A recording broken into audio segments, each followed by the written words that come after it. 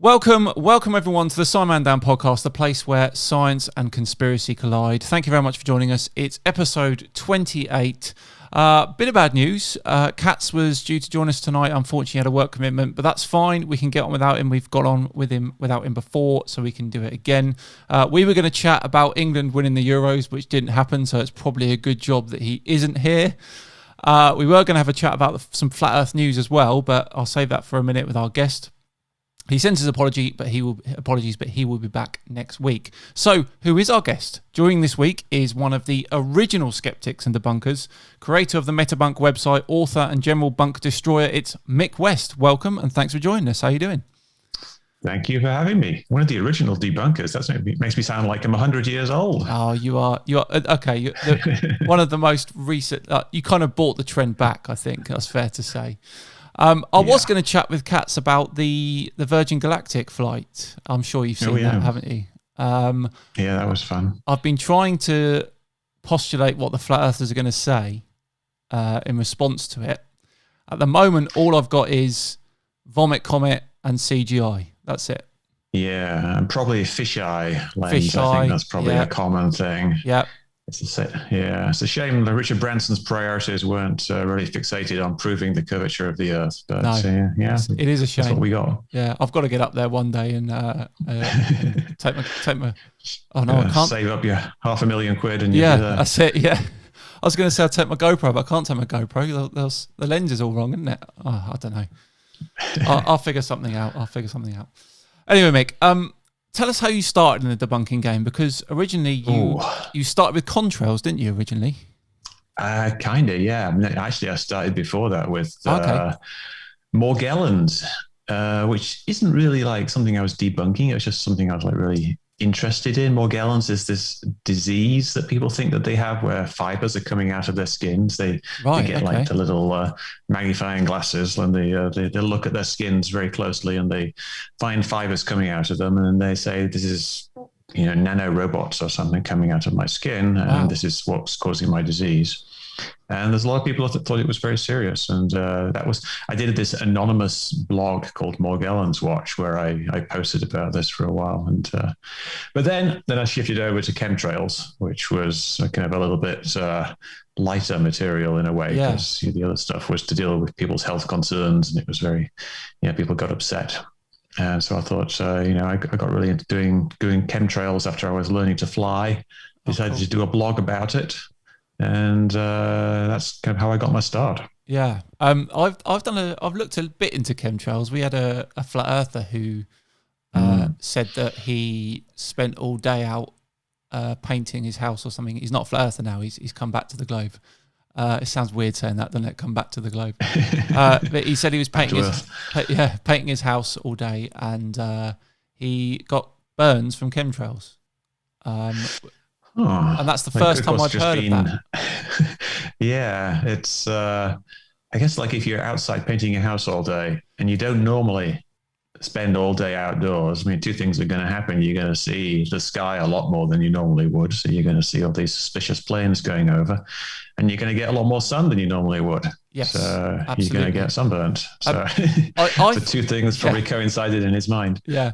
I find chemtrails a difficult one because they don't, because obviously the explanation is their contrails, their condensation trails. But the chemtrailers don't deny the fact that there are contrails, do they? They just say there's contrails and there's chemtrails. Yeah, well, most of them make a distinction at the kind of technical level. They say contrails disappear quickly, like they come out of the plane and then they just disappear within like a few seconds or a few minutes, whereas chemtrails will last for hours. And they can spread out and cover the sky. And the way I explain that is I've got a whole bunch of books on clouds. I've got a whole collection of them on my bookshelf here. I'll just grab one of them. I've got how to get them out of my bookshelf. Too many books. I've just got loads and loads of books like this that I've brought. This one's from the 70s, and it's called Clouds of the World. And you can like go through it and find the section on contrails. And there's all these old pictures on contrails, and you can you can see them spreading out and things like that. And there's explanations. And this is like from the 70s, even older. And there's pictures, like there's very complicated explanations and things like graphs and whatnot, explaining that contrails can persist and spread. And I found this to be a very effective way of talking to people, because it's kind of hard for people, most people, to deny the existence of all these books going all the way back. I got some from the 1940s that discuss contrails. Of course, like if you're a flat earther, you're more likely to believe that everything is fake. Yes. But people who are more, somewhat more towards the mainstream, they just like believe they're being sprayed by toxic chemicals by the government. Then most of them will actually take on board these old books. So did you recommend it? Yeah, did you ever have much success with like kind of bringing people around? Yeah, I did, and a lot of it actually was from this type of thing. Okay. Like a lot of people, I made a video where I went through all these different books and just read the passage that says contrails can sometimes persist and spread for hours. All the way back to the 1950s, 1940s. Sure. And people have actually said that after they saw that video, they started to question things. A lot of times what happens with, and you've probably seen this yourself, people don't just suddenly flip. No. They don't just suddenly become from one extreme to the other. When you explain something to them, what happens is they start to have doubts at some point, or they start to question things, and they're like, I see that this is an issue. Now I'm going to look into it and try to figure out what's actually going on. And you really got to kind of get them to the stage where they start that questioning thing. Yeah. And once they've started questioning, it's often can be quite rapid trajectory getting them out, but you've really got to get them on the road before you can push them along. Yeah, you're absolutely right. You've almost got to nurture it with them, haven't you? Because there's the flat earther I was talking about. He was quite a large flat earther, and he took a photo. He's big into his photography. He took a photo of Blackpool Tower with I don't know if you've seen it, with some of the mountains. I've seen it. The mountains behind. And he originally tried to figure how that would work on a flat Earth, and that was his original thinking. And then obviously over time, he's like, something doesn't feel right here. And as you say, it took a while for him to process that. And you're absolutely right. You never see anyone just flip like from one thing to the other. There's always that doubt in their mind, isn't there, before they can turn. Yeah, definitely. That questioning period. And you see it, like people make memes where they show like, a clown taking their make off or something like that. And there's the different stages, like, I'm a flat earther, you're all stupid. And then, they start questioning certain things. And at the end, they're turned into a regular person, and they are saying, you are being fooled by these flat earth merchants. Absolutely. Which is kind of a trajectory people go through. I mean, obviously the clown meme is mocking that. But people do start out violently one way, like violently, but very adamantly one way, and they end up adamantly the other way, because it's pretty clear once you actually get down to the brass tacks, what's actually going on. But your guy with the Blackpool photograph, that I think probably wouldn't work for most people, because it requires quite a lot of thought. It does. Into what's actually going on. And most people who are not flat earthers wouldn't bother putting in the work to go through that. Absolutely. So it's kind of great that people actually do that, but it's not going to work for most people. No, you're right. The thing is, he was an expert on that sort of thing. He always took photos, and that was what he did, and it was his thing as a flat earther. Right. He wasn't interested in the non-gravity argument or anything like that. He was just purely observation. That's what I think was the reason why he turned so quick. Metabunk is one of my actual go-to websites when I'm researching for videos. I always find a little thread here and there for things, and the Earth curve calculator is my favourite to use, because it's the quickest and easiest one that has refraction involved to use as like if I want a quick calculation. Did you ever think that website would be so successful? Well, Metabunk was quite a slow burn at first. Okay. I remember when I started it, it was a spin-off from Contrail Science. Contrail Science is my blog. Yeah. And people started talking on Contrail Science about other conspiracies. And so I just basically started another website just so I could have wider ranging discussions. And I was hopeful it would become successful. And I wouldn't say it is super successful. I think, you think of like the Earth curve calculator, that was briefly fairly well known in flat Earth Yes. circles because it was one of the first ones that was kind of tailored towards the usage of flat Earth people. It's not a typical scientific usage that people would actually have to look up these things, and so it was quite useful. And I put the refraction thing in there, and people got upset about it. But yeah, I enjoyed the fact that people were actually using it, and you would see it crop up in odd places. But now there's a bunch of them. There was one on GitHub, I think, for a while, and Walter Bislin has one that's really good. Yeah. And I've got my refraction simulator as well as the curve calculator, which is a much more complicated thing, but not very easy to use because of that. But yeah, I was quite happy that people do use the site, and I see it cropping up from time to time, but it's not super popular. Really? People say like Mick West the debunker, but I don't really have. I have very few followers on my YouTube channel, relatively speaking. About 28,000, but it's lots of people have way more than me. You have a lot more than me, and the site itself doesn't get a huge amount of traffic, so it's kind of niche. Yeah, like.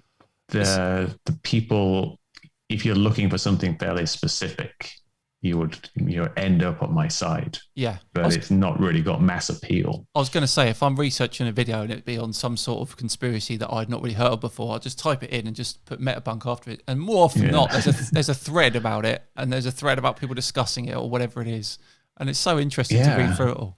Yeah, Google should do that by default. They should have. They absolutely should. Debunk. But if you do that, like Google, I think I always encourage people to use Google when they're trying to figure out the answer to a question. And often you can just type in the question itself. What is this thing, and a few words describing it, and an answer will come up.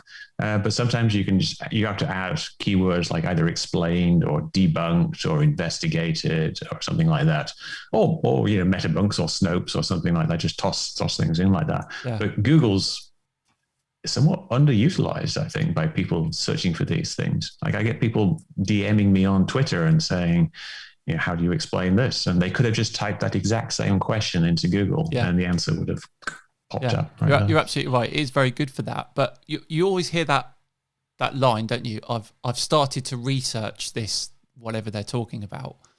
And you just know the research that they're going to find is everything they want to find. If they just typed in what they're looking for and then typed in something afterwards like Metabunk, then they'll get the answer and the proper answer rather than the research that they're looking for to back up what they already think. Yeah, but of course, the problem there is they think Metabunk is some kind of disinformation site. Well, yes, they will. And you've seen people.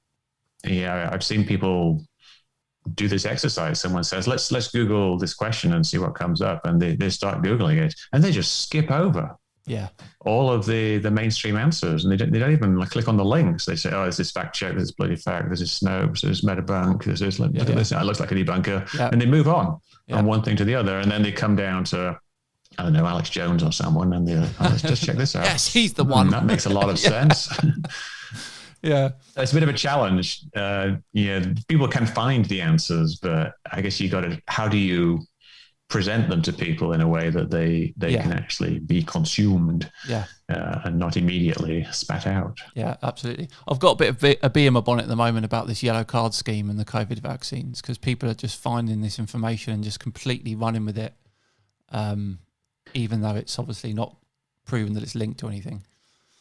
The yellow card. Isn't the yellow card like the old vaccine thing that they had for malaria? It's like the so say you had a reaction to the vaccine, you go to this yellow card and you just type in what reaction was, whether or not it was connected to the vaccine, and you get all these people pulling out. There's been 1,300 deaths because of the COVID vaccine, but obviously they've got this information from this yellow card scheme, which is a government website. And they're saying, look, it's government. It's absolutely 100% right. But they don't believe anything else the government says. So it's just, I've got a real bee in my bonnet about it at the moment. So it's not a scientific sample because it's self-selecting. No, exactly. But it's statistics. How do you explain it? It's complicated. Yeah, it is. Absolutely. So you've published a book as well, haven't you, in 2018, Escaping the Rabbit Hole, where you help guide people. Oh, wicked. You got it to hand. So what you do, you guide people around many popular conspiracy theories. I'm thinking of doing something similar with the flat earth scene. How much fun was it to write? It's no fun. Can't do it. Great. I won't bother then. It's. I think if writing a book was fun, I would have 20 books published by now. But writing a book is hard. It is kind of fun if it's a subject you're very familiar with. And I think you obviously you're very familiar with the flat Earth. Yes. Both in terms of the science and the culture and the personalities involved. So I think you probably could actually have fun writing about it, because you're just going to be, just getting the contents of your brain onto the page. Yes. Which is great, So I would recommend doing it, because, I think it's an interesting story. Not just simply the explaining the science of flat Earth, but explaining the people and the way the people think. And that's something I did in my book. Was actually I had a lot of interviews with people, and I transcribed portions of them, and that was fun doing that research, like getting to talk to people who either believed in a particular theory or used to believe in a particular theory, and then trying to relate that somehow to the theme of the book. It's difficult writing a book. Don't let anybody tell you otherwise, because if it wasn't difficult, everyone would be doing it. Yeah, I can imagine. But I'd go for it. Yeah. So do you get a lot of people messaging you about the book, saying it's helped them? And I do, and more as time goes by. It's again one of those things. It's a bit of a niche. When it came out, like it was selling like tens of copies per week or something like that. So, but now it's still selling years later, and I just saw like some professor assigned it as one of the set books for her course on disinformation or something. Wow! So it's still. People are still buying it. The hardback copy is actually sold out. So you can't buy the hardback anymore. You have to buy the paperback. So all the copies I gave away, they're now worth like much more than I paid for them. I should have stockpiled a bunch more of them, but I never did. But so I'm happy that people actually do get things out of it. I see them recommending it to other people, and people do email me and tell me that it has been helpful. So it's quite gratifying. Do you think that's because people are so much more aware recently in the last couple of years of misinformation and how it's being spread through social media? Do you think that's why it's still quite popular, the book? Yeah, I got a big boost in sales during the election. Okay. Because there was so much media coverage of both the election conspiracies and the QAnon conspiracies. Yeah. And even though my book doesn't really cover the election conspiracies, obviously because it was too early, it mentions some earlier ones. Or there's very little in it about QAnon. It's talking about how do you have a conversation with somebody like a friend or a relative who has got sucked into some kind of rabbit hole. And a lot of that came to the surface during the elections. Yeah. A lot of people discovered for the first time that their relatives were believers in conspiracy theories, especially people who were Trump supporters who thought that the election was stolen. People will often say, I see people saying that they lost their parents because their parents came out as believers in some kind of fairly extreme conspiracy theory about the election being stolen, or about QAnon. And they had a hard time talking to them. And some people have told me that the book has been useful in getting past that. So the whole thing about the book is that if you do have a friend or a relative who believes in a conspiracy theory, your initial reaction is just going to be incredulity. It's like someone told they thought the Earth was flat. It just sounds so ridiculous that your only reaction can be to scoff at them or to laugh at them, and then when they persist, getting angry at them. But from their perspective, they think they're being fairly reasonable, and so you reacting in that way gets them angry at you, and then you have a falling out. You're thinking, how can you be so stupid, and how can you believe these ridiculous things that are essentially evil things that people are saying? And they're thinking, like, you've been brainwashed by the mainstream media. Why don't you want to save the children? So you got these two polarized positions, and the gist of the book is, how do you get past that friction? How do you get away from butting heads to actually having a proper conversation, and then building upon that to maintain the relationship, and then try to resolve some of the questions. Yeah, I think, I mean, you're right. Some of the more difficult messages I receive are, my sister believes in this, or my dad believes in this. How can I speak to them? It's so difficult because I don't know these people, who they are, you know, what they like and how they would react. It's so difficult to respond to these people because I want to give them the golden ticket, the golden answer to be able to help them, but it's just so tough. Yeah. When you mentioned the election stuff, some of the more light-hearted stuff I've seen you do, which I can't believe, the photo stuff you did where you were proving that the Bidens weren't bigger than they're massive, and people were thinking they were giants or something. Or what was the other one with the boom mic? What was the one with the boom mic you did? Oh yeah, that was the dead cat mic cover. That's it. Boom microphones have these very furry things, make them look like huge things to cut the wind noise down, and it was.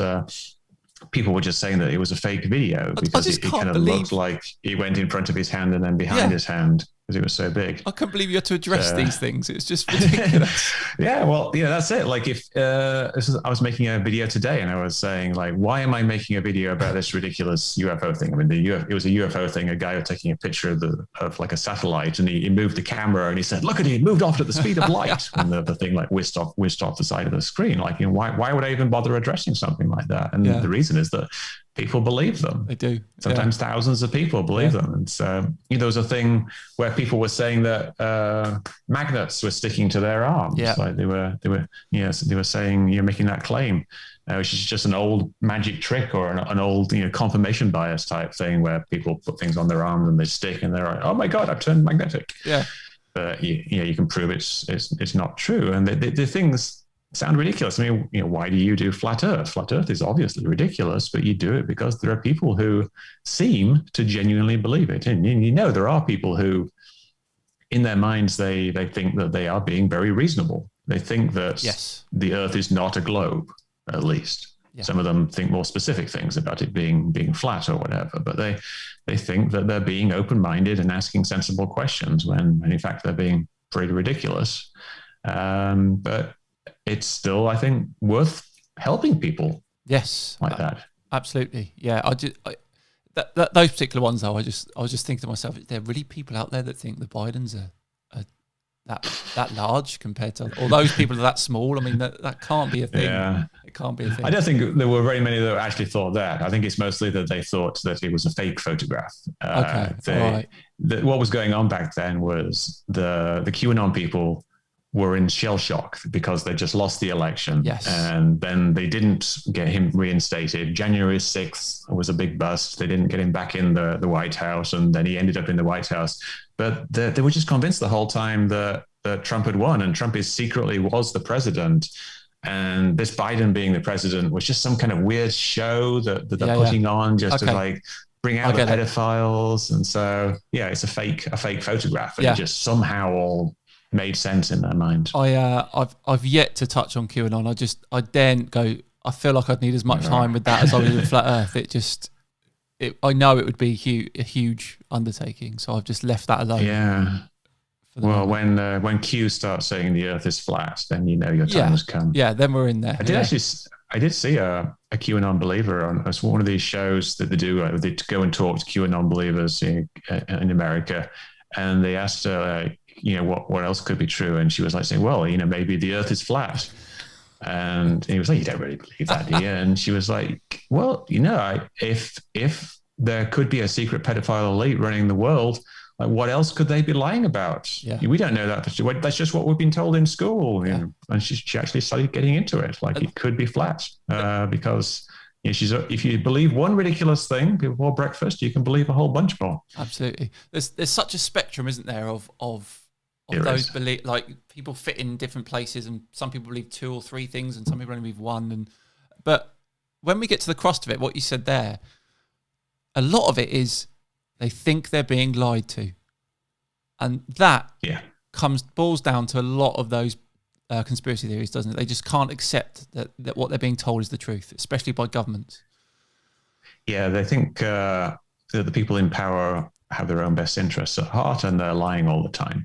Now, of course, the people in power generally do, of course, to a certain degree, have their own best interests at heart. We know that politicians are often corrupt, indeed, even all the way to the top. Nixon had to resign because he conspired. There was a conspiracy to do things, to spy on the Democrats and then cover up the spying that happened. So we know that these things happen. And so it's okay to be suspicious of people in power. But it doesn't mean just because you're suspicious that whatever they say, the opposite is true. Exactly. Yeah. Everything that comes out of their mouth isn't automatically false. It's perhaps something that you should check. Yeah. But it doesn't mean if someone says something that contradicts it, then that is 1,000 times more likely to be true. Most of the time, politicians work within the framework of truth. They will tell you things that are essentially true, and usually things that you can check yourself. And there's usually lots of journalists going around checking everything politicians say. Yeah. So it's you be open-minded, but don't be open-minded just in one direction. Yeah, absolutely. Yeah, couldn't put it better myself. Now, obviously, this isn't your first podcast appearance. You've appeared on many others, as well as been interviewed on TV and radio. Did you ever think that being a proper debunker would lead you down this path? Not really, no. I didn't really think about it at all. It's just something that's happened over the years. The first media attention I got was way back in the Morgellons days. Yeah. And I was being anonymous back then, so I rejected all of the media attention. And then people started asking me about chemtrails. They're like, what's this mysterious chemtrails thing? Who's the chemtrail expert? And then they Google, and my name pops up, and I start getting calls about chemtrails.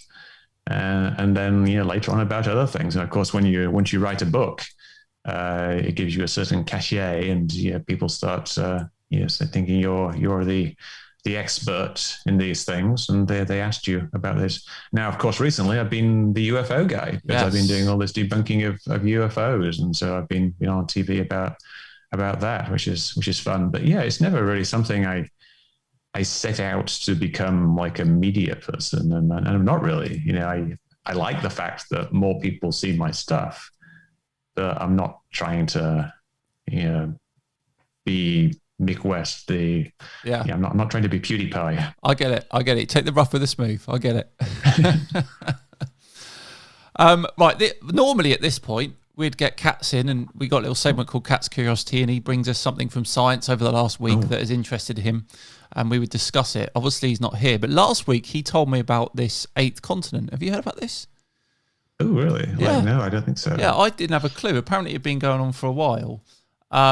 But it's cool. And now, bear with me here, because when you hear the name of it, you straight away you would think something fishy's going on here. Someone's trying to pull the wool over. All right, so it's a new continent. It's called Zealandia. Zealandia. Right? Like Z-E-E? Z-E-A, as in New Zealand, because it's... Z, all right. New Zealand is the kind of where this continent comes above sea level. Okay. So they knew about it for a while, but they've now mapped it out based on all the continental crust and stuff like that. But yeah, it's a proper 8th continent. New Zealand is the primary landmass. You should have a look. But I didn't have a clue about. I mean, I saw a headline saying we found an 8th continent, and I didn't read it. And then Katz that day, funny enough, bought this up in Kat's Curiosity, and he told me all about it. So you should check it out. But it does sound dodgy. Zealandia. It does. It kind of reminds me of Pluto in a way, though, because it's like one of those things like, how do you define a continent and how do you define a planet? Oh, yes. So, I mean, New Zealand, it's not a continent. No. It's just a tiny little bit of land popping up. I know. I suppose most of it's underwater, yes, I guess. Most of it is. Well, it stretches it's quite far north, well up past Australia, and a little bit further south. Right. So it's quite a big area if you look at it, but yeah, no one's going to start teaching it as an actual continent. But it's not Atlantis. That's what people think of when they think of a new continent. Yeah, it's like they've actually discovered a new landmass, which of course is impossible. So we've apparently got all these satellites taking photographs of us all the time. I once did a video on Atlantis, and the title of it was "Atlantis is Nonsense." I got destroyed in the comments for that. The amount of people that still hold a candle for Atlantis. Well, they're talking about the historical Atlantis. I would think they're like it's sunk somewhere. I don't know. But, I don't know. It's a fun thing to imagine is real. Yeah. Yeah, it's like Atlantis and Wonder Woman. It's all true. Yeah, you're right. You are right. There Wonder are Woman? some conspiracies that you think, they're fun to think about and they're fun to imagine, aren't they? If they were real, definitely. Yeah. Yes, indeed. You've had experience with a lot of conspiracy theories, a lot. If you Most absolutely, of them. if you absolutely had to believe in one, which one would you pick? Oh, yeah. I think when someone asked me this a while ago, I said I would pick abiotic oil, which is the conspiracy theory that oil doesn't come from decayed historic animals. It actually is generated by the earth and comes out. Because that would be great if that was true, because we'd have an endless supply of free oil. Absolutely. But then someone pointed out to me that would be terrible because that would contribute more to global warming. So I decided that wasn't a good conspiracy theory to believe in. So I've changed it now.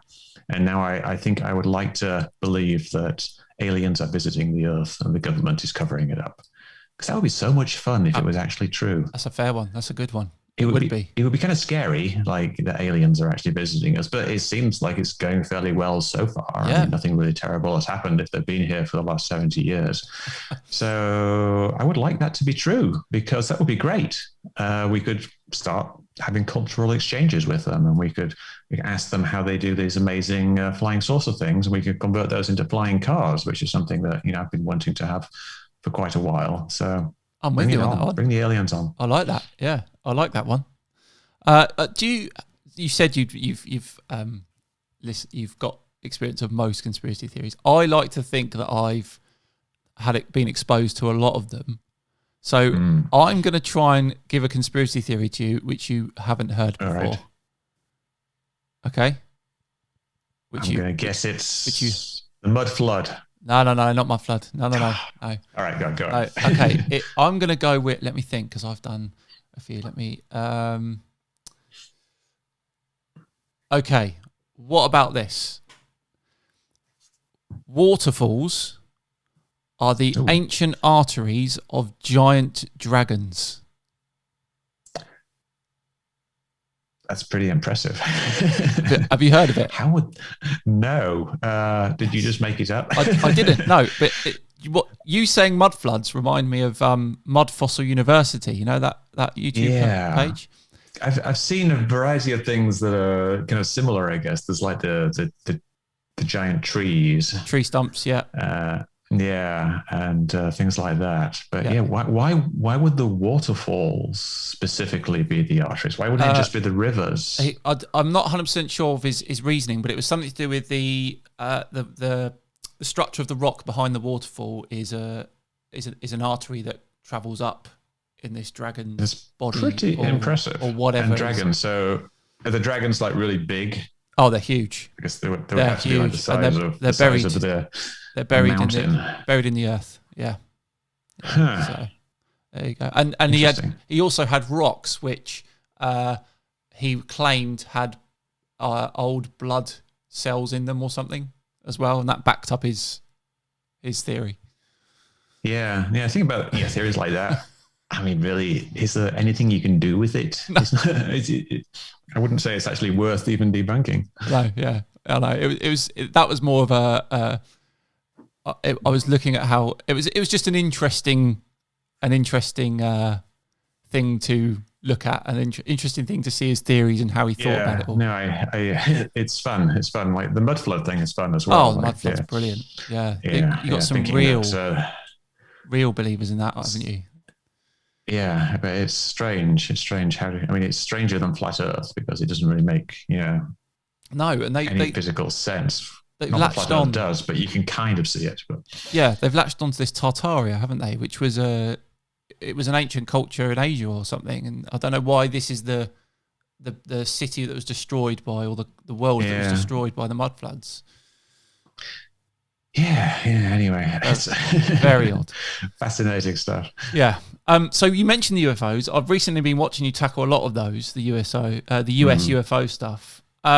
Do you think the people who believe in that sort of stuff? I mean, we joked about believing in them coming to Earth.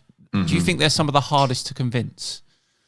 Very much so. And the reason that is a lot of them have some kind of personal experience. I was going to say. And that is why they are believers. If someone's actually been, they've seen a UFO on some dark country road this one time, which a lot of them claim to have, and that's the type of experience that crops up the most, is that they were driving along and they saw something. Radio goes then off. It's very hard to dissuade them otherwise. And, why would I? I mean, why would I dissuade? How can I dissuade them? They had an experience. Yeah.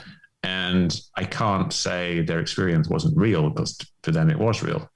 I can suggest things that they might have seen, but then it becomes, I'm questioning their perception of things. I'm questioning their interpretation, and I'm questioning their memory. And people get very angry. They do. You try doing things like that. Yeah. So they get set in a certain belief, and anything that I do becomes an attack on that. Even if I'm debunking something else, like say someone posts a picture of a little tic-tac moon behind a tree, and I say, oh, that's just a plane, somebody's moving the camera. They're like, well, I saw something on a country road in 1985, and you can't take that away from me. Yeah. And I'm not trying to. Okay. I mean, that's one thing. So people that have they're driving along, they say they have these experiences with UFOs or whatever, weird things happen with the car, they see the lights or whatever. That's one thing. But what about the people that say they were actually abducted and they experienced seeing these beings? That is a different kettle of fish. Yes. I think they're actually claiming something, often that they claim to be ongoing, or they're claiming something that if it did happen would have created a whole bunch of evidence. They're really kind of positing some kind of alternative reality that's parallel with ours, if you break down what they're actually talking about. Yeah. Because a lot of the time they say they were abducted from their beds and taken via some kind of like tractor beam or something into a flying saucer that was hovering over their house. How would this happen without somebody noticing? It's not like everybody's asleep at 2 a.m, and if some flying saucer comes over the town, someone's going to see it. Yeah.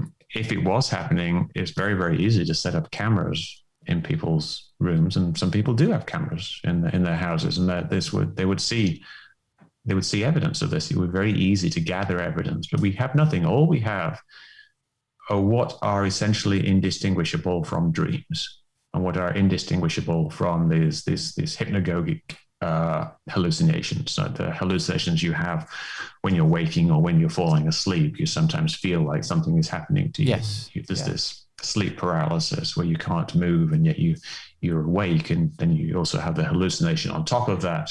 You feel like you're being paralyzed by these alien beings that are in your room and doing things to you. So what we have are descriptions of experiences that are indistinguishable from these dreams and hallucinations, with zero evidence that there's anything other than these dreams and hallucinations. But to the person who experienced them, they seem incredibly real. Yeah, absolutely. But what can we do with that? All we can do is point out that these are the type of hallucinations people have, and they're going to reject that explanation. Yeah. But it's not evidence of anything really. It is a tough one. My take on all of that is, so let's say War of the Worlds being written. So say War of the Worlds. After that point, there was no popular culture about aliens, people being attacked, space, whatever. Would we be getting these stories now without all of that popular culture on aliens and UFOs and stuff like that? We'd be getting far less of it, I think. People are going to have nightmares and dreams and things, and they're going to come up with some explanation of it. People used to think that these were demons visiting them at night, or that they were angels, or that they were devils, or something, or some people thought that people were sneaking into their houses in the middle of the night. More paranoid people. So the same things are going to happen, and people are going to try to fit some kind of explanation to it. People are going to see lights moving in the sky. People will see like fuzzy objects off in the distance that they can't identify. And perhaps they would just leap to a different explanation, or perhaps, they would just ignore it as, that's just something over there. But because we do have this priming now with popular culture, the X-Files, the Close Encounters, The Day the Earth Stood Still, all these things going through history for like 70 plus years, people are primed to interpret mysterious things in the sky as UFOs, not just in the literal sense, but in the more common understanding of UFOs as being alien spaceships. And that's where we are now. But it's definitely hugely influenced by popular culture. Yeah, absolutely. I'm going to play devil's advocate for a second. So a lot of those UFOs things you were looking at were released from the Pentagon recently, weren't they? They were, yes. So what if people are saying, okay, these people at the Pentagon have checked these, they're happy that they're not real aliens, but they've held back all of the evidence that they think is aliens? Well, yeah, they never mention aliens. So okay, it's not. There's nothing that really points towards aliens from an official perspective. We had this report that came out a few weeks ago, and the report did not mention aliens at all. Okay, they have a category of other, which was just we don't really know what we're looking at, and so perhaps we need to develop better ways of gathering data or analyzing it to figure out what it is. That doesn't mean aliens, though. It could be stuff like ball lightning or kind of weird refraction effect or something like that. Or it could be, fancy Russian drones that have some kind of stealth technology or something. So the government has never said anything at all in recent years that has approached aliens. Certainly in some of the other earlier UFO investigations, like Project Blue Book and things before that, they did actually consider the extraterrestrial hypothesis. Okay. But I think now they've really moved even further away from that, and they're not even mentioning it because it's not something that is necessary. We don't need to invoke aliens as an explanation for what we're seeing. I mean, sure, we can't explain it, but there's a long way from, we don't know exactly what happened here. It doesn't. A radar glitch seems unlikely, therefore it's aliens. Yeah. There's a huge leaps that people are still making. Yeah. But they're making it still with probabilistic arguments. They're saying, it's unlikely that highly trained pilots could have made a mistake. So it can't have been that. So what are we left with? Yeah. Beings from another dimension, perhaps? Yeah. So it's kind of ridiculous, really, the leaps that people are taking. It is, especially when I don't know what their sort of knowledge is on space and space travel, but when you factor in how long it would take a species to get to Earth, regardless of their technology, you're talking inconceivable time, aren't you? Yeah, no, it's if it's physics as we know it, yes, most of the stars are very, very far away, and they're probably not going to go here faster than the speed of light. So it's going to take many years to get here, and probably many hundreds or thousands of years, or even longer, depending on how far away life is. And we don't have any good evidence that there is any life nearby in the galaxy, unfortunately. We don't. And there's this thing called the Fermi paradox. Yes. That if life arose, intelligent life arose somewhere in the galaxy, that intelligent life would probably populate the entire galaxy with self-replicating machines, because it's something that's technically not that difficult to do. If you think of our civilization right now, where we are, just advanced that about 1,000 years, we're going to have super advanced AI, we're going to have more advanced manufacturing facilities, and we're going to have the ability to make self-replicating machines that can go and land on other planets and then build copies of themselves and then go off to duplicate themselves on other planets. And it only takes a few million years on top of that. Yeah. And the universe has been around for billions of years. So it seems fairly likely that if life has arisen, it would have spread out. Yeah. There's plenty of arguments, one way or the other on that. There is, yeah. And I could talk about it for hours, honestly. Mick, thank you so much for joining us. It's been a pleasure. We would have played the scientist game now, which is where the cats would face off against the guest. Normally, could we do it without cats, just so I can see what you were thinking? We can't, because it's a... We can't? No. I'll tell you why. Because when I knew he didn't do it, I didn't prepare one. Oh, man. Because when he told me, I was like, I don't need to sort the scientist game out. So you don't need to do it. Yeah. The reason I did it is that my wife and I, we play quiz shows, and we like to pre-guess things. So when someone tells you what the category is, we always like to pre-guess it. So I pre-guessed the answer, and I wrote it down on this little yellow piece of paper what you were actually going to do. I'll tell you I can tell you who I was going to do. Oh, yeah? Yeah. Let me see your guess first, and I'll tell you if you're right or wrong. Well, you show me, tell me what it is. Otherwise, that you could be just saying what I wrote down. I was going to do Johannes Kepler. Johannes Kepler, dang it. Yeah, that would have been good. What did you go for? Of the planets. I wrote down. Are you in the ballpark?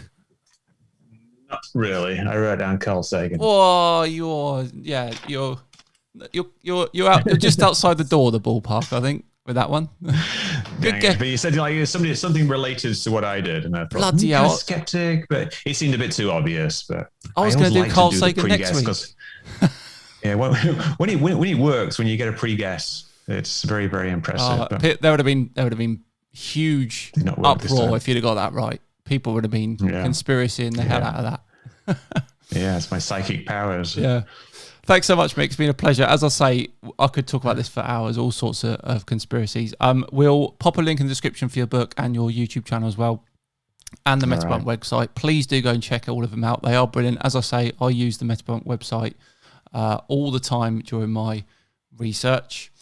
Thanks very much for joining. Next week, we've got MC Toons on, actually, with a special guest, and we're going to talk about 5G. We didn't talk about 5G, Mick. We've got an expert on 5G, and we're gonna talk about the conspiracies revolving around that and how none of that really has come to pass. So that should be good. Otherwise, have a great week, and we'll see you all soon. Bye-bye.